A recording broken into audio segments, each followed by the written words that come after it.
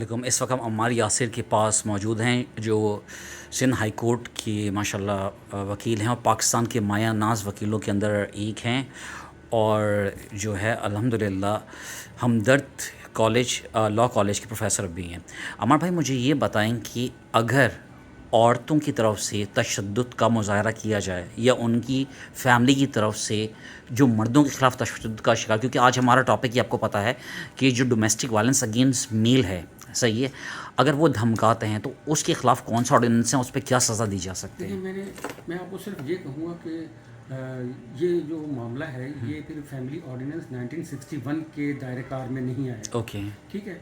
और ये आएगा किसी को धमकाना, किसी को डराना, ठीक है, उसको मतलब क्या कहते हैं कि ज़ख्मी कर देने की धमकी देना या मार देने की धमकी देना। तो कहने का मकसद ये है कि ये जो है वो पाकिस्तान पैनल कोड के जो है ना वो प्रोविजंस के अंदर आएगा। तो चाहे औरत या उसके घर वाले मर्द को धमकी दे, चाहे मर्द औरत को धमकी दे, तो मतलब कोई भी धमकी दे, अगर ससुराल वाले मर्द के उसको धमकी देते हैं या औरत खुद धमकी देती है तो वो जो है वो सेक्शन 506 है, ठीक है। तो क्या का उस पर कितनी सज़ा में पर जो है ना 2 साल तक की सज़ा हो सकती है और आपको जुर्माना भी हो सकता है। यानी औरत की, अच्छा यहाँ पे ऐसे केसेस सूट हुए हैं जिसमें मर्दों ने औरतों के ख़िलाफ़ कंप्लेंट्स की हैं, ऐसी अक्सर ऐसे एग्जांपल्स मौजूद हैं?